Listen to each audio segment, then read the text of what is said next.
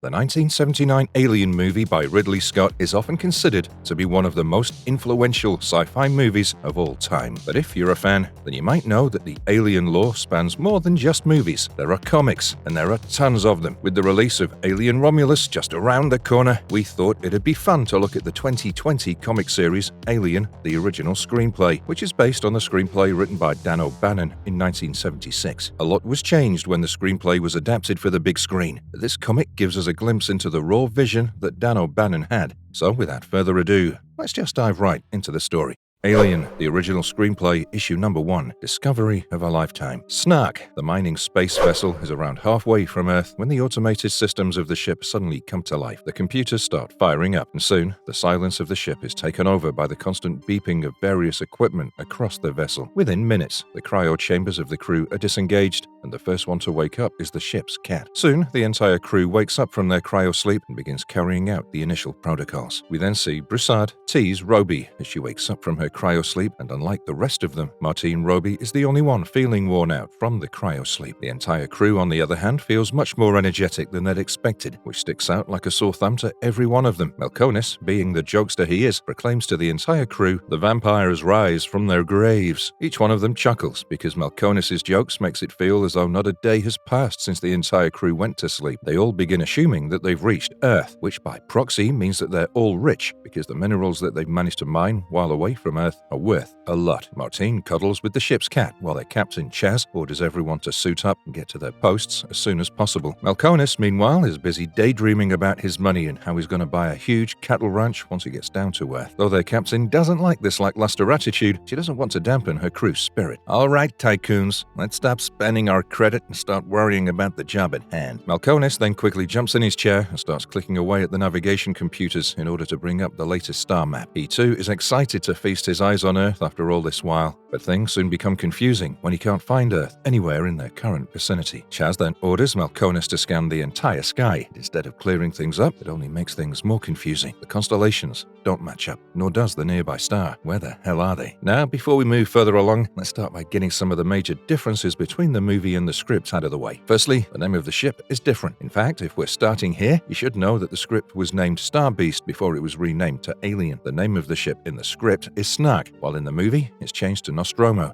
Similarly, we had different names for characters in the movie when compared to the script, as well as their appearances were quite different. Let's start with the executive officer in the movie. Ripley, played by Sigourney Weaver, was the first officer and protagonist in the movie, while in the script, her original name was Martine Roby. She was supposed to be an African-American woman who shared most, if not all, personality traits with Ripley from the movie. Another thing to note here would be that in the movie, Ripley is the warrant officer on the ship, a role that was initially non-existent in the script. The role of executive officer, which was Martine Roby's, was given to Kane, a character whose counterpart is non-existent in the script. Next comes the captain. In the movie, the captain is a male officer named Dallas. However, in the script, it was a daring female officer named Chaz Standard. Unlike her movie counterpart, Chaz is quite assertive and definitive in her decisions, commanded much more respect from her crew. Next is the ship's navigator, which in the movie was Lambert, but in the original screenplay was named Del Broussard. Lambert in the movie was a timid and curious female, while in the screenplay is a much more outgoing and courageous male. Similarly, the science officer Ash in the movie was Sandy Melkonis in the script. Additionally, there wasn't supposed to be a science officer according to the script, but Sandy Melkonis instead was the communications officer. The engineers, however, had very little changed about them, except the name.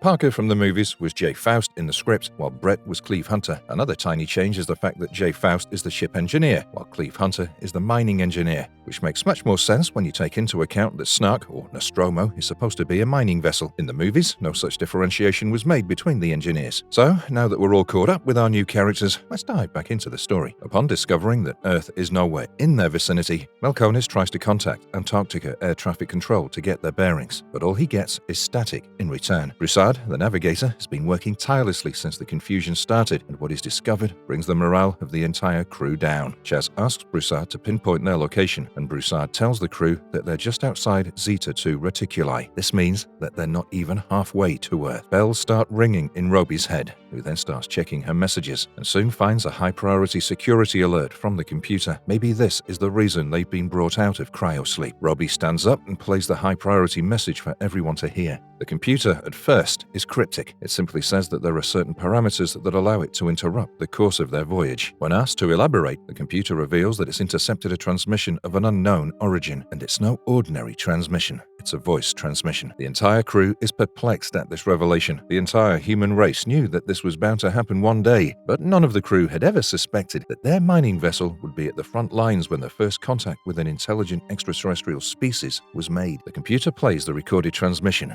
and it's not a language that any of them recognizes. A quick analysis confirms their suspicions that this language is none of the 678 dialects spoken by technological man. Broussard holds his head between his hands as he realizes the implications of this. Crew has finally made first contact. Their captain Chaz has kept a level head till now, and she goes on to ask the computer to reveal what it's learned about the transmission. The computer reveals that there are two reasons why the transmission is highly interesting. Firstly, it's a systemized transmission, which indicates an intelligent origin. Secondly, certain sounds in the transmission are inconsistent with the known human palate, suggesting an extraterrestrial origin. The crew takes a moment to process the information, and then Malkonis jumps into action to pinpoint the origin of the transmission. Quickly identifies a nearby moon that's only 120 kilometers in diameter as the point of origin. It's a tiny planetoid with a 2-hour rotation period and gravity of 0.86. This means that the crew can easily walk on the surface without the need for additional weights or artificial gravity. So here we are, a few more deviations from what was shown in the movie. First of all, the computer isn't called Mother, nor is it exclusively accessible by the captain. Everyone has access to it, and everyone learns about the mysterious transmission firsthand. Let's get back to the story. Some time has passed, and the entire crew is now gathered in the dining area, discussing how they should be proceeding. Malkonis states that this is an SOS message, which is why they're all morally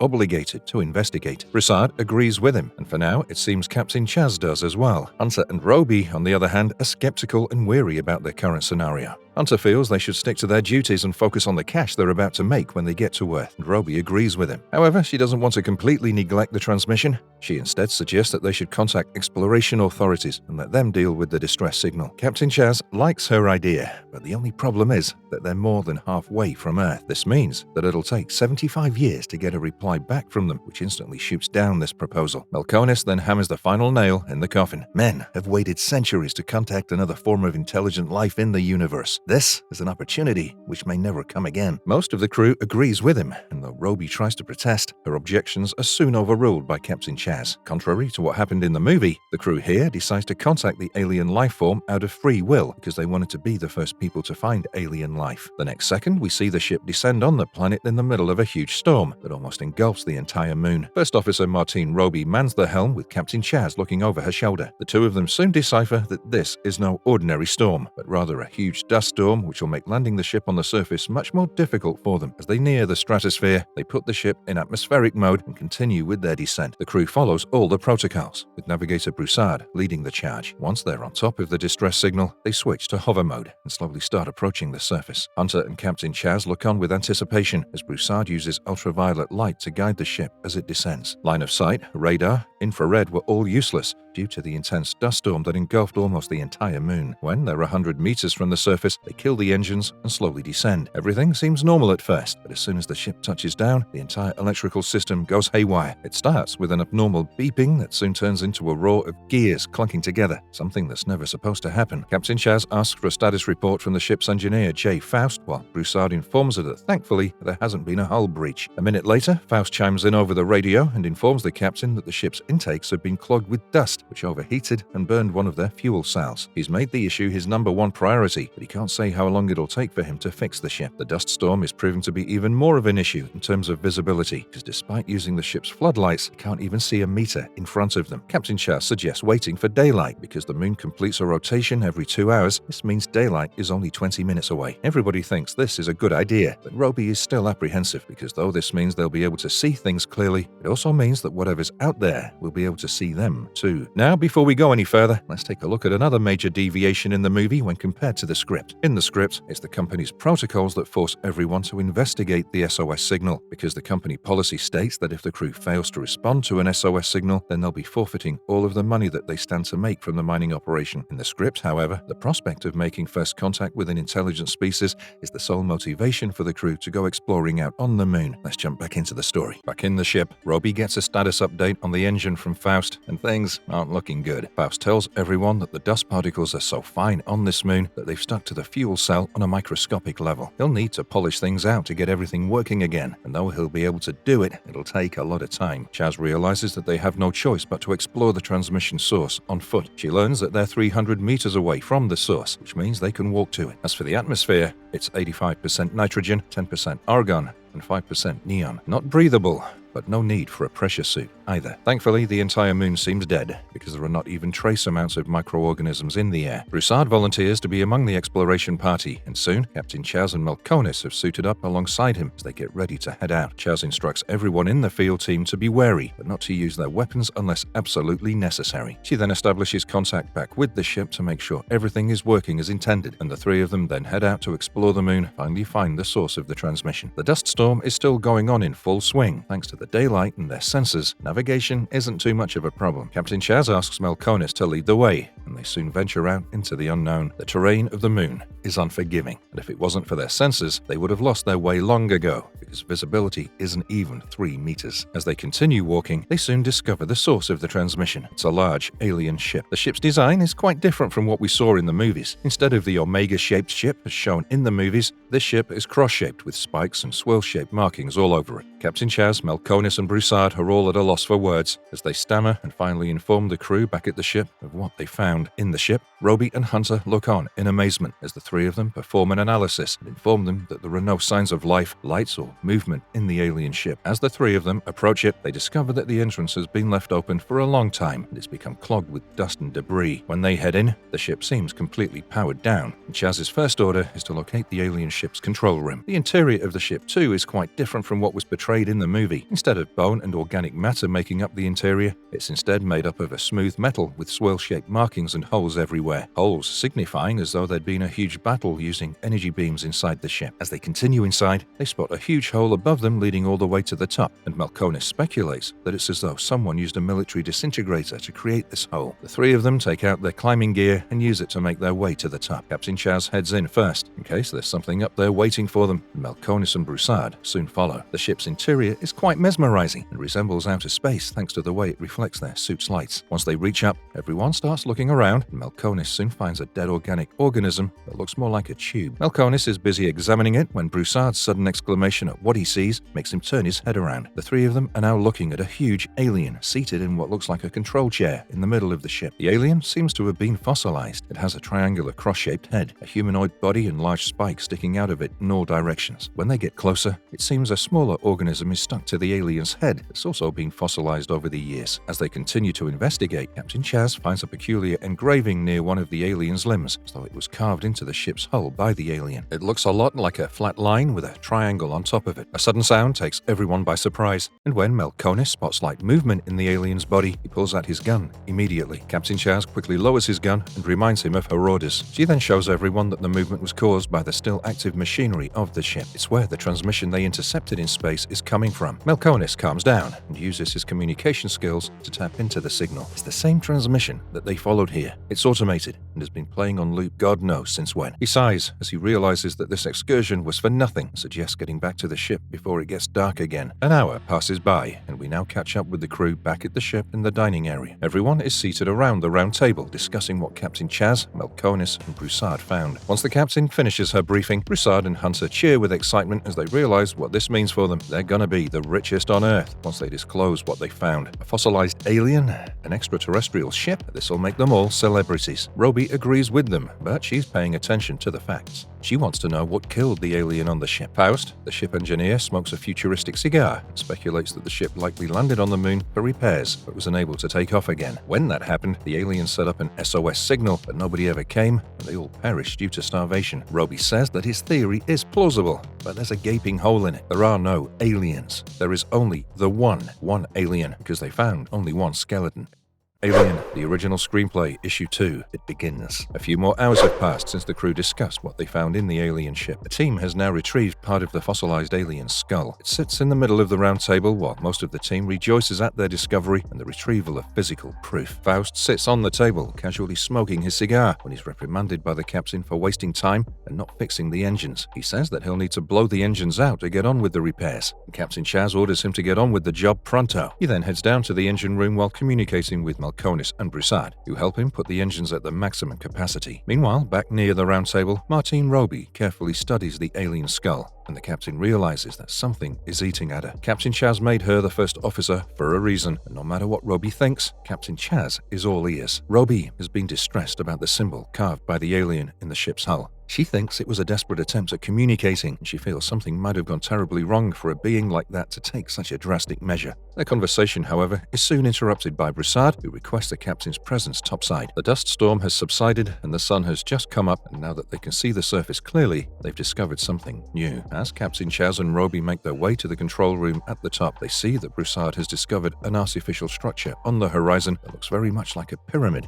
albeit with the traditional alien spikes sticking out of the top. Captain feels that this is a major development, which is why she orders everyone to make their way to the control room ASAP. Once everyone gets there, they put two and two together and realize that the symbol carved by the alien in the hull of the ship was referring to this pyramid. Whatever the pyramid is, it's got to be something important for the alien to have used the last bit of his energy to carve it into the ship's hull. Broussard speculates that whatever it is must have been built by the aliens, and when Faust asks what it could be used for, everyone lets their worst fears out. Broussard is quite positive, which is why he thinks that it could be a marker for buried instrumentation on the planet. Hunter, on the other hand, isn't this positive. He knows what the ancient Egyptians used the pyramids for, which is why he thinks that this is likely a marker for a mass grave, considering that they only found one alien in the spaceship. Broussard then tries to lift everyone's spirits by speculating that the rest of the alien ship's crew could be in there in some kind of suspended animation, waiting to be rescued, and that's when Roby interrupts them all by drawing their attention to the outside. The dust storm is starting to kick up again. The storm kicks up, and the next 30 minutes are spent by the crew discussing what should be done about their latest find. Hunter and Roby are the only ones who feel they should keep their distance and leave the planet as soon as possible. The rest, including Captain Chaz, believe that they should go check out the pyramid. And so, due to the majority of the votes,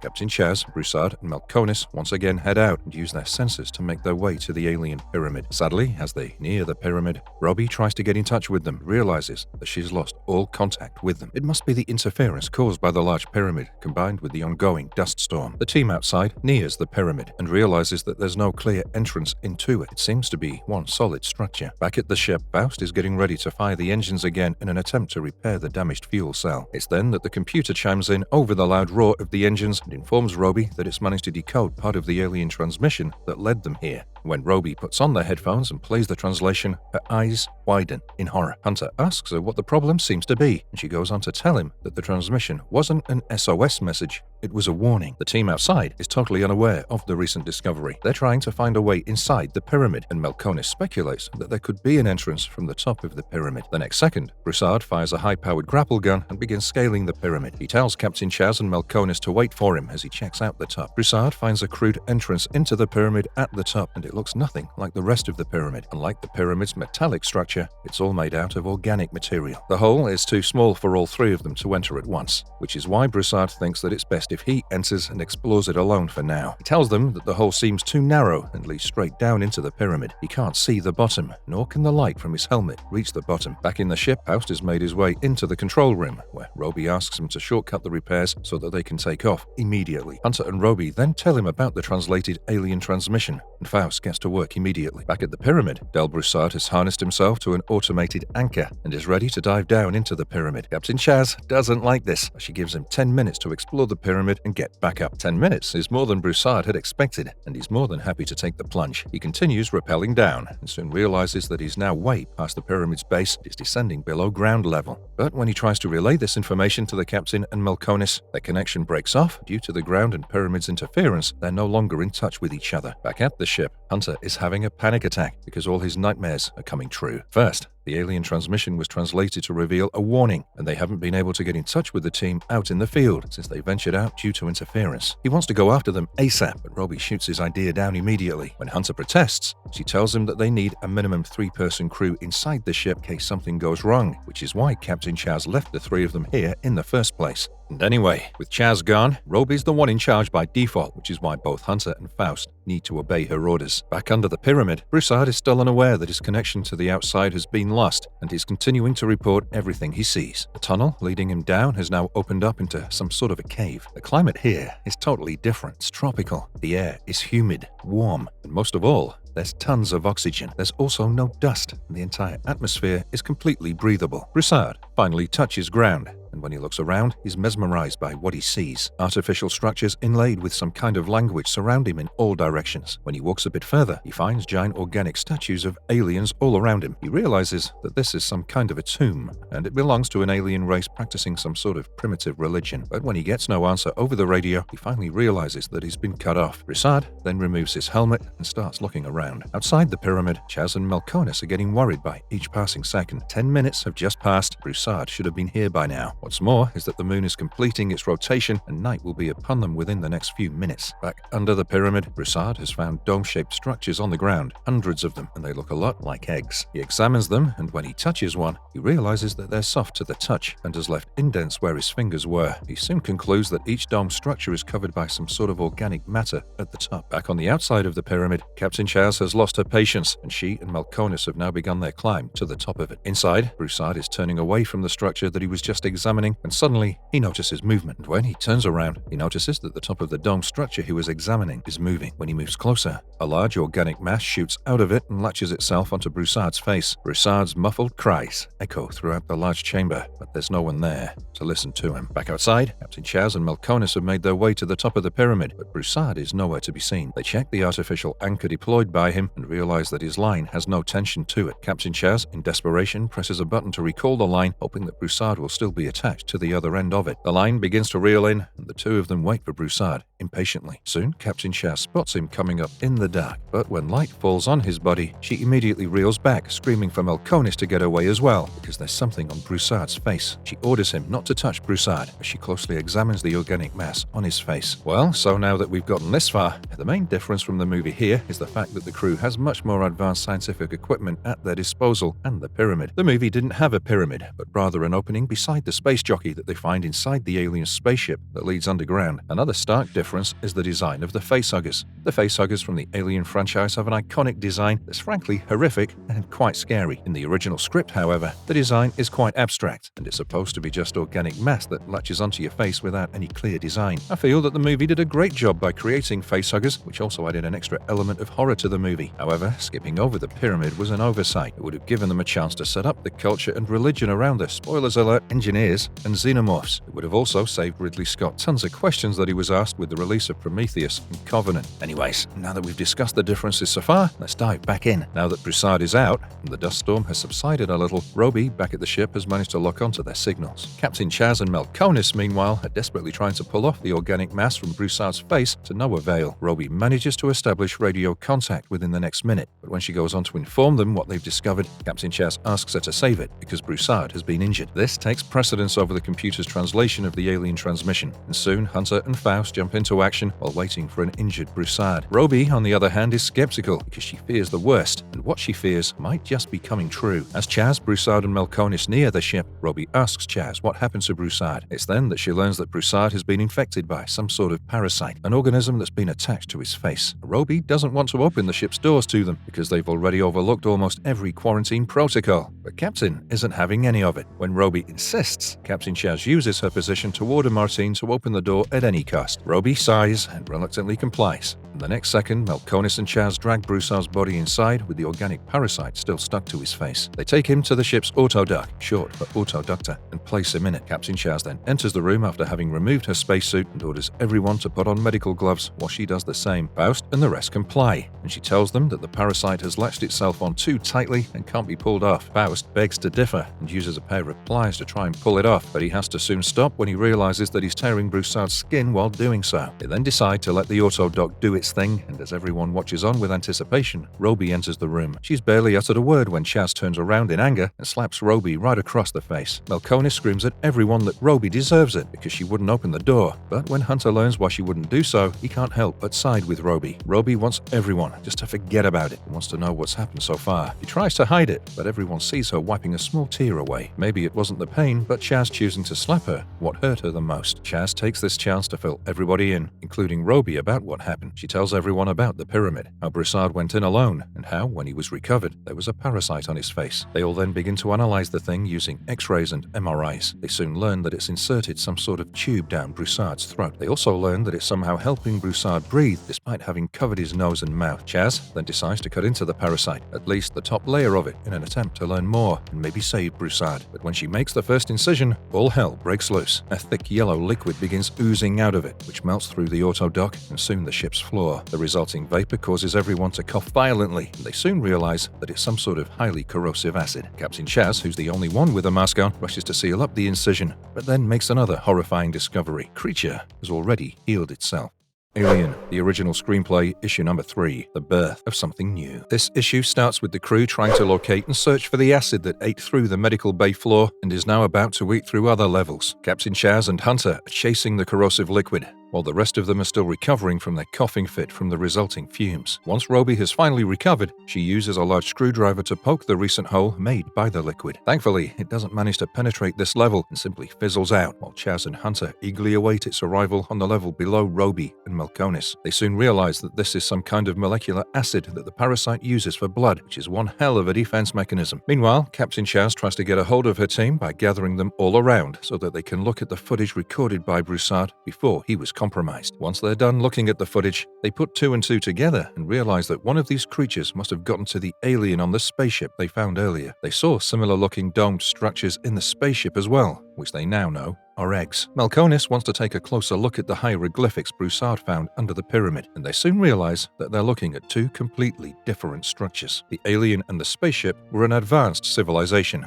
while the pyramid and hieroglyphics were made by a primitive civilization that had advanced no further than the Iron Age. Hunter and Captain Chaz head out to check in on Broussard as they discuss how a primitive civilization sustains itself on such a small moon. Captain Chaz speculates that they could have arrived on this planetoid after some time, but their conversation soon fizzles out when they spot Broussard in the medical bay. The parasite is no longer attached to his face. Captain Chaz quickly stops Hunter from leaving the bay, as this could cause the creature to escape. She then grabs a nearby container in an attempt to capture the parasite when they find it, and it's not long before they come across it directly under the auto dock. Captain Chaz gets the scare of her life when it tries to latch onto her hand, but that was just a Lazarus reflex. The parasite has long been dead, and with the help of Hunter, she soon manages to capture it on the metal container that she'd sourced earlier. Our team, Chaz and Melkonis, are soon studying the dead parasite and trying to identify its anatomy, and suddenly it starts decomposing, and that too at a rapid rate. Its blood, the molecular acid, starts eating at the container the very next second, and everyone around Captain Chaz begins to panic. Roby hands her a pair of tongs, and the 2 of them soon run to the nearby airlock to get rid of the parasite's body. Roby opens the door, and the panicking Captain Chaz manages to get rid of the dead parasite before it can do any more damage to her ship or her crew. Roby and Chaz stare at the fizzling creature on the surface of the planetoid as they realize that whatever this organism is, it's designed to kill in life and even after death. Captain Chaz apologizes to Roby and admits her mistake once they close the airlock. She was always right. They shouldn't have landed on this planetoid.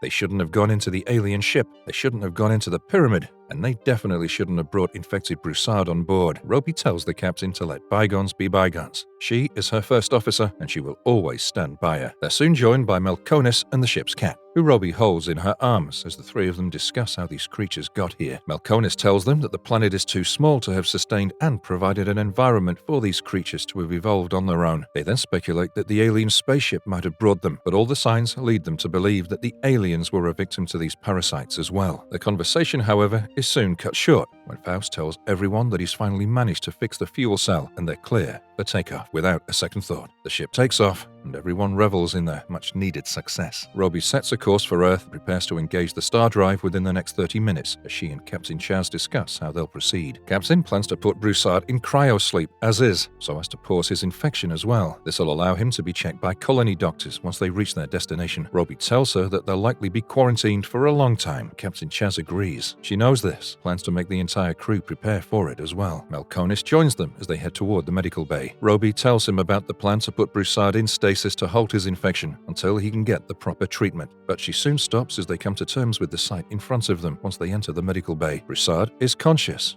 and he's very thirsty. He begs for water as he fails to remember anything from the recent past. He doesn't remember going down into the pyramid, nor does he remember getting infected by the parasite. Roby helps him, gives him some water, while telling him that they're about to enter cryosleep and make their way to Earth. But Broussard begs the captain for a meal before entering cryosleep. He feels too dehydrated and hungry to enter cryosleep like this. Chaz reluctantly agrees, and the entire crew decides to have one last meal around the round table. Hunter can't wait to go back and auction what they've mined, while Broussard plans to write a book about their expedition. Chaz jokingly intervenes and says that the first publication rights belong to the captain, but this jolly mood is soon interrupted by Broussard's belching and horrific coughing. Roby tries to get him to breathe to steady his heart rate. The next second, she can hear Broussard growling. No, it's not Broussard growling. It's his chest growling. Broussard soon begins to scream out in pain. His blood begins to spray from his chest. Soon, a wide hole rips through his torso, and out steps a small alien creature. It soon lunges out, and while everybody recoils in horror, before either of them can act, the creature has fled and hid itself in the bowels of the ship. The crew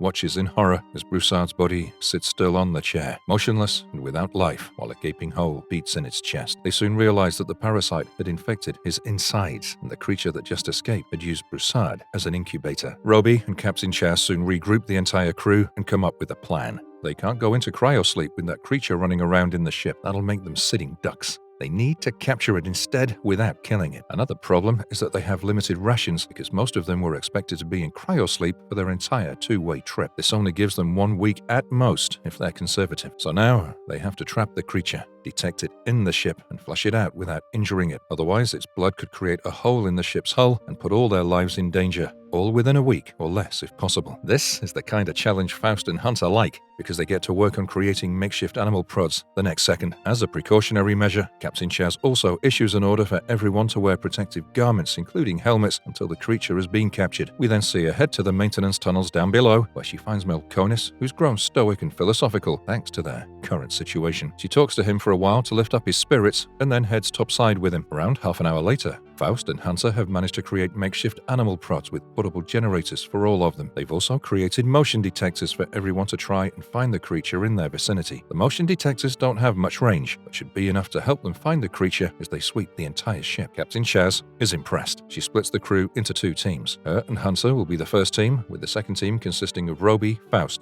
and Melkonis. They'll start by making sure the bridge is clear first, and then head in different directions to sweep the entire ship. Once they've made sure that the bridge is clear, they establish it as their base of operations, and the 2 teams then head their own way, armed with makeshift animal prods, motion detectors, and nets. Roby and her team head east, while keeping in constant touch with Captain and Hunter, and it isn't long before their motion detector starts beeping. The creature is in their vicinity, and all of them start moving slowly and carefully while scanning everything in their surroundings. As they get nearer, the motion detectors start getting confused, and its needle begins spinning all over the place. Melkonis holds the detector, while Roby and Faust are armed with animal prods as they head deeper into the ship. Soon, the lights in their area get blown out because of their age. None of them expected to be on this ship for all this while, at least not while awake, which is why nobody bothered to change the lights. They continue heading deeper and deeper until they come across a closed door where the motion detector is the loudest. The creature they're looking for is right behind this door. Roby and Faust get in position while Melkonis gets ready with the net. Faust takes a deep breath and then opens the door. A large, shadowy figure lunges past him before he can even move a muscle, but Melkonis is quick. He swings the net and manages to capture the creature easily. However, when everyone manages to get a hold of their breath, they realize this isn't the creature they were hunting. This is just the ship's cat. Melkonis picks up the net and releases the cat, who hisses at them and walks away, clearly annoyed. They're just about to relax a little when Captain Chaz's frantic voice echoes over the radio. "This is Standard. We've got it up here. It's trapped in the food storage room. Get up here fast." Alien, the original screenplay, issue number 4, Horrid Goodbyes. Roby, Melkonis, and Faust rush toward the food storage locker where they find Hunter and Captain Chaz standing outside. They tell the 3 of them that they saw the creature rush into the food storage locker and they decided to shut the door and lock it inside. They all stand outside, tentatively dreading the worst as they hear the creature wreaking havoc inside the food storage locker. Whoever opens the door to that locker is gonna be the unlucky one. Captain Chaz tells everyone what they saw. The creature has now grown in size and looks quite different to what they saw earlier. It now looks like a worm with arms, legs, and tentacles growing out of it. Faust suggests keeping the door locked and poisoning the entire food storage locker. But that idea poses another threat. They'll be poisoning their entire food supply, which could put the entire crew at risk. Faust wants to retort, but before he can, he notices something. The sounds coming out of the food storage locker have suddenly stopped. Everybody enters the locker, and they realize that the creature has managed to escape using one of the air vents. They're now forced to check the ship's blueprints, and soon they find out that the vent has two openings, one in the food storage locker and the other in the cooling unit. And so, a new plan is formed by the crew. One of them will enter the vent from the food storage locker, sidearmed with a flamethrower, and push the creature outside the other end. Once it pops out in the cooling unit, the rest of the crew will be waiting there to tag and bag it. The only problem now remains is choosing who will be the one entering the vent. Roby is quick to mitigate this crew dividing situation by creating balls of people and choosing a person at random. Sadly for Hunter, he picks the paper with the X on it, which means he'll be the one entering the vent. Hunter sighs, arms himself with the flamethrower and motion detector, and then tests out his comms, just to be safe. Captain Chaz reassures him that they'll be in contact with him throughout the entire ordeal, while she sets up traps in the cooling unit alongside Roby and Melkonis. Hunter makes his way into the vent and fires the flamethrower every chance he gets, while keeping a close eye on the motion detector. Back in the cooling unit, Melkonis and Roby spot the hatch to the vent and realize that it's a flip-flop gate. They decide to keep it closed until they're sure that the creature is about to pounce out of it. They'll then use its desperation to their advantage and trap it instantly.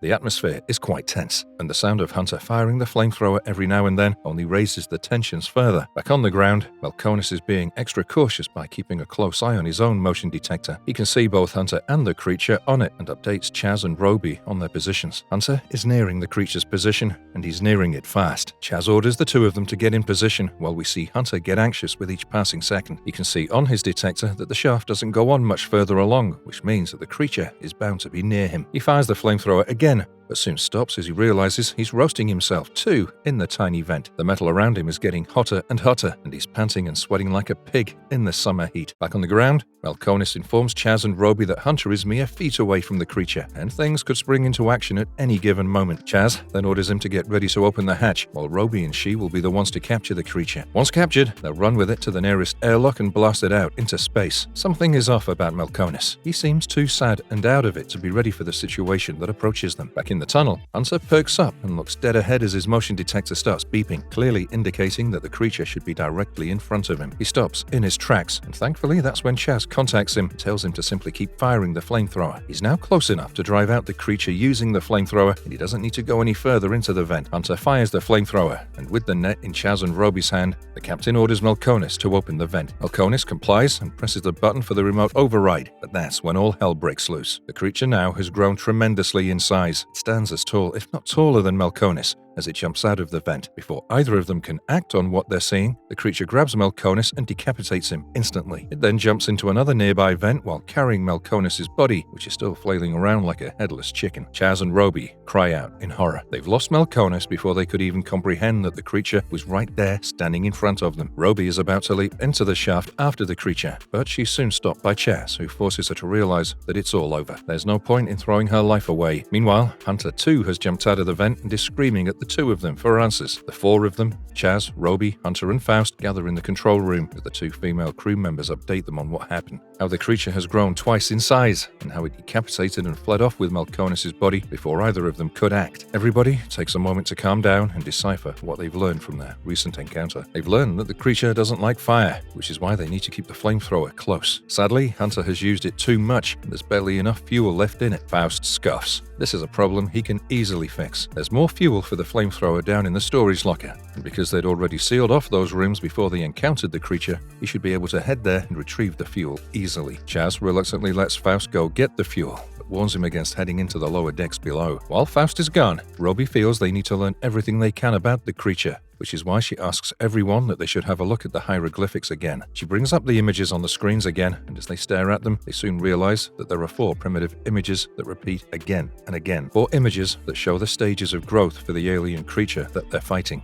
3 of which they've already encountered. The parasite stage that attached itself to Broussard's face in the pyramid, the newborn stage, the one that shot out at Broussard's torso at the round table, the adolescent stage, the one they just encountered, and then the fully grown stage, the one they're yet to encounter. Chaz takes a close look at the hieroglyphics and realizes that the cycle then starts all over again once the creature has matured, which means there could be more spores coming once the creature in their ship has fully grown. What's more is that she goes on to speculate that the pyramid might have been some sort of reproductive chamber, and Broussard simply invaded their reproductive ritual and ended up becoming a part of it. Faust, meanwhile, has made his way into the ship and is nearing the storage lockers when suddenly he hears the sound of crunching coming from a nearby chamber. chamber. As he slowly turns the corner, peeks inside, he sees the creature devouring Melkonis's body. The creature has devoured almost the entirety of Melkonis, with only the spine and guts remaining. Faust radios back to Captain Chaz and adamantly whispers at her to blow open the main airlock. The creature is nearby, and this will get rid of it for good. Chaz hates this idea because it could put the entirety of the ship at risk, but it's better than nothing. She takes a deep breath and then unlocks the main airlock. Chaz turns the corner again to keep an eye on the creature, but the pen in his hand ends up slipping out and dropping to the floor. In an instant, the creature is upon him and has dragged half of Faust inside the chamber with it. Faust, being the muscular guy that he is, desperately holds onto the doors, but they too are closing because the airlock is now about to be opened. Before you know it, Faust is crushed in half by the closing doors, and the creature runs off with his lower part, while Faust's torso and gut are still stuck in the closing doors. This prevents the doors from closing in their entirety, which in turn begins depressurizing the entire ship. Alarms blare in each and every chamber of the ship as the entire crew desperately tries to make heads and tails of the situation. Only Roby has the presence of mind, and she rushes toward the main airlock. As she nears the main airlock, the sound of scuttling causes her to stop in her tracks, and as she turns the corner slowly, she watches the creature scuttling away, unaffected by the depressurizing corridor. Once the creature is gone, Roby runs toward the main airlock and uses manual control to seal off the corridor,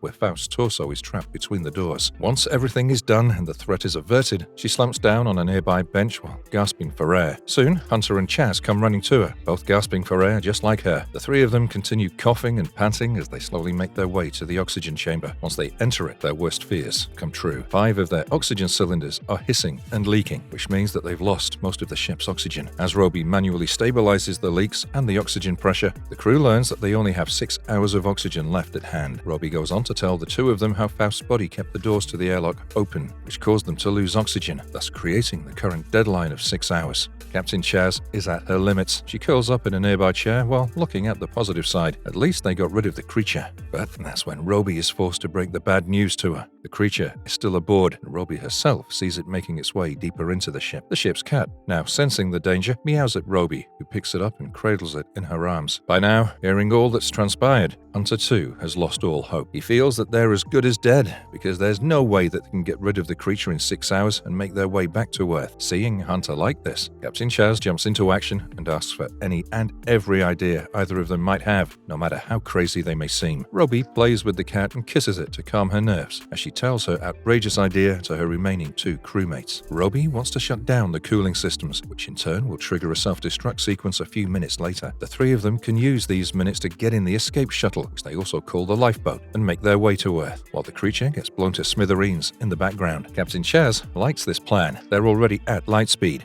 which will allow the lifeboat to maintain their course. But there's only one major hiccup. The lifeboat only has one hypersleep freezer, and this means only one of them will be able to make it to Earth. Hunter is losing all hope with each passing second, but what the captain says next lifts his spirits. What if they turn this plan around, rig the lifeboat with explosives, bait the creature into it, launch the lifeboat out into space, and then trigger the explosives remotely? Hunter likes this idea, and so does Roby. With everything agreed, they start looking for N13 sticks, their preferred explosives, because they have plenty of them and they're easy to trigger remotely. While looking for explosives, Hunter's keeping an eye on the motion detector, and it's not long before he spots the creature near them. Captain Chaz feels that this is a golden opportunity, because if they can lure the creature into the lifeboat without using explosives to blow it up, then they have an even better chance of surviving. She takes the tracker from Hunter and heads into the bowels of the ship in order to lure the creature. We see Chaz track the movement to a nearby viewing window, but soon realizes it was a false alarm when she spots Broussard's body moving and floating outside. The tracker was picking up the body, and they'll now have to continue with their plan of rigging the lifeboat with explosives. They realize that the ship's gravity might have kept the body close to the ship, preventing it from floating out into space, and as a nice gesture, they decide to bring it in for a funeral if they manage to get rid of the creature using their current plan. The 3 of them then place the explosives in the lifeboat, and we then see Hunter tiptoe around the idea that whoever will be near the lifeboat to close the hatch once the creature is in will also have to act as the bait. Roby tells him to quit fooling around and declares that this will be decided just the way they decided who will go into the vents, democratically. And wouldn't you know it, after a small game of rock, paper and scissors, it's Roby who has to shut the door to the lifeboat and act as bait.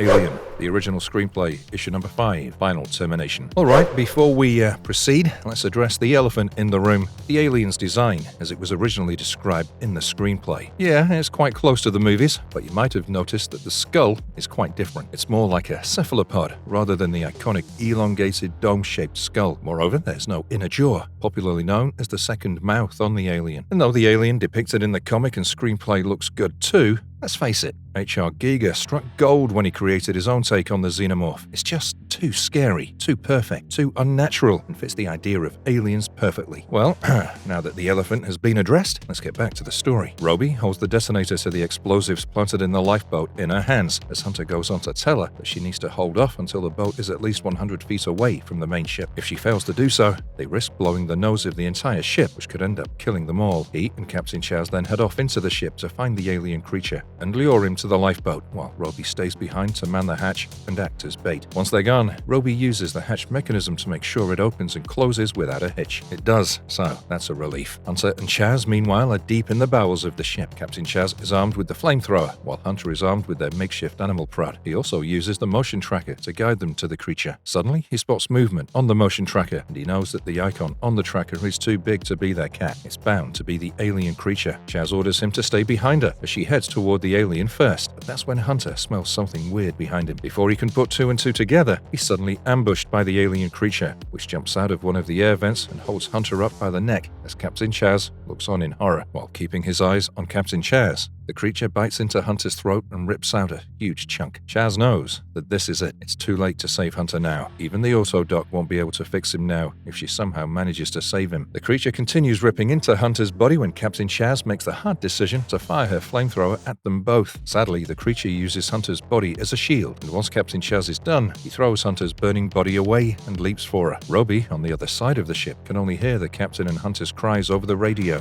as she fears the worst. Tears well up in her eyes as she puts her head down and makes the tough call of going after them. Roby soon reaches the spot where the two of them were supposed to be and finds Captain Chaz is already firing flamethrower alongside Hunter's motion tracker. She slowly gathers them as she ponders that if what she fears has come to pass, then she's likely the only survivor of the ship. The mining ship Snark continues to hurtle through space at light speed as Roby now uses the motion tracker to track the alien creature while armed with her captain's flamethrower. The motion tracker leads her to an open vent in the ship's floor, and she realizes that the creature likely escaped down this hatch. Roby gathers herself, arms herself with her flashlight, and then jumps down the hatch. Her feet land on the floor, littered with pieces of flesh and human bones, and as she makes her way deeper, she finds the creature's nest. A huge mass of organic matter hanging from the ceiling, trapped inside is what remains of her captain. Roby gasps in horror as she sees what's become of her captain as she slowly approaches her, while tears stream down her face. The captain is still alive, and her only request to her first officer, "Kill me." Roby continues crying as she caresses Chaz's cheek and asks her what happened. Chaz shows her how the creature uses some of them as food,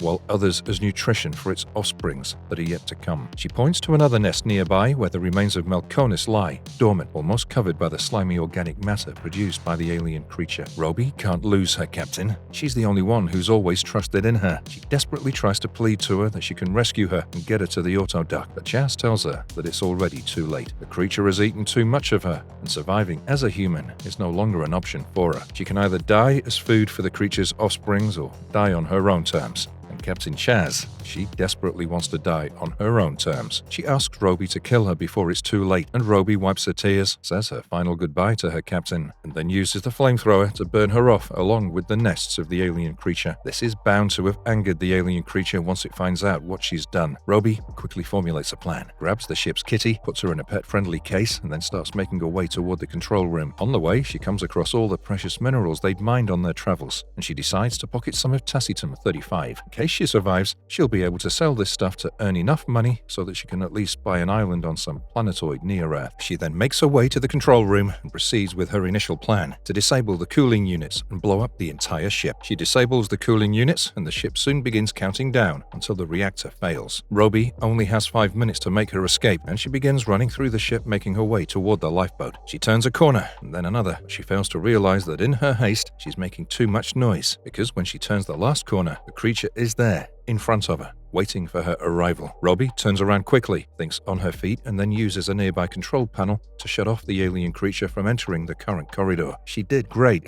and there are still 4 minutes remaining till the reactor fails, but there's one hiccup. Now that she's sealed off that corridor, she can no longer get to the lifeboat. Robbie starts running back the way she came and makes her way to a nearby central control panel. She then uses it to turn the cooling units back on to prevent the reactor failure, but she seems to have made a mistake. The computer is still counting down, and she now only has 2 minutes and 35 seconds remaining. She frantically requests a status report from the computer and learns that the reactor is too far off to be cooled and stabilized again. The overheating has now set in motion a chain reaction, and the explosion is now imminent. Robbie sighs, accepts her fate, and then decides to do the unthinkable. If she's gonna die anyway, she'd rather die trying. She decides to head to the lifeboat no matter what happens, and to her surprise, the alien creature is nowhere to be seen. The lifeboat hatch is still open. She makes her way into it while giving a long-last scrutinizing look to her surroundings. She now only has 90 seconds remaining, and by the time she straps herself in the lifeboat and closes the hatch behind her, only 60 seconds remain. This is it, thinks Robbie. She's finally about to make her daring escape. Once strapped in, Robbie slams her fist on the eject button, and with a loud boom, the lifeboat ejects itself from the main ship and flies out into the empty space. 10, 9, 8, 7. And when the clock hits 0, Robbie watches her beloved ship, Snark, explode into a million pieces behind her. The explosion rattles and shakes the entire lifeboat, but after a few minutes, everything returns back to normal, or so it seems. While Robbie watches the explosion out of the viewing window, she hears the kitty hiss at something in the background from her protective case. Sweat beads up on her face as Robbie realizes that this could only mean one thing, and as she slowly turns her head around, she spots the alien creature crouching and devouring one of Captain Chaz's hands that it seemingly carried along as a snack for the journey ahead. Robbie has no time to think about how or when the creature got inside. She tiptoes her way toward the nearby storage compartment and spots the spacesuit hanging from the wall. A plan soon formulates in her head, and once Robbie is ready, she rushes for the suit. The creature snarls and screams as it realizes that it's not alone in the ship, but before it can go after Robbie, she's already reached the storage compartment and slammed the door behind her. She watches the creature's ugly face from the door's window as it snarls and snaps at her incessantly. By now, the kitty, who can hear the creature's violent growls, has become defensive herself. She too is hissing and growling at the creature from her case, which diverts its attention back into the main room where the cat's case lies on a table. As the creature is distracted by the cat, Robbie uses this chance to slip into her spacesuit. The creature can't get the case open, and out of frustration, it slams it into a nearby wall. By now, Robbie is all kitted up, and she knows what she's supposed to do. She opens the door to the storage compartment, walks out, and growls, "Try a little of this, bastard." She shoots the creature directly in the chest, uses this distraction to her advantage, leaps for the manual release of the airlock, presses the button even before the creature can react to her presence. The next second, the entire atmosphere on the lifeboat decompresses due to the open airlock, and the creature is sucked outside. There's chaos all around. Robbie herself too is being pulled outside, and just when she feels that things couldn't get any worse, they do. The creature manages to use its tail and grab onto one of her feet. Robbie is yanked outside along with the creature, but before she loses control, she manages to grab the handle of a nearby latch. But the creature by now, no thanks to its long tail, is already out in space, treading dangerously close to the nearby exhaust of the lifeboat. Robbie sees this and uses this to her advantage by firing the lifeboat's ramjets using the control panel nearby. That is it. The sheer force of the firing ramjets blast the alien creature into a million pieces, and it's all over. Robbie then uses the control panel to close the airlock, finally breathes a sigh of relief. And so, it looks like she will finally make her way back to Earth. After all, it'll take 250 years because she's no longer traveling at light speed and was thrown off course because she had to fire the ramjets. But that's no biggie, right? She has the best companion to keep her company in cryosleep after all, her lovely kitty. What's more, she even managed to smuggle the fossilized alien skull on board as well, the one they'd retrieved from the alien spaceship before everything went to hell. She grabs the kitty, sets a course for the lifeboat, and then slumps into cryosleep while recording her final message for anyone who finds her. This is Martine Robbie, Executive Officer, last survivor of the commercial vessel Snark, signing off. And that's it. That's how the original screenplay ends. And if you're a movie fan, then you're likely waiting for me to address the new elephants in the room, aren't you? Aren't you? What elephants? There are no elephants. Okay.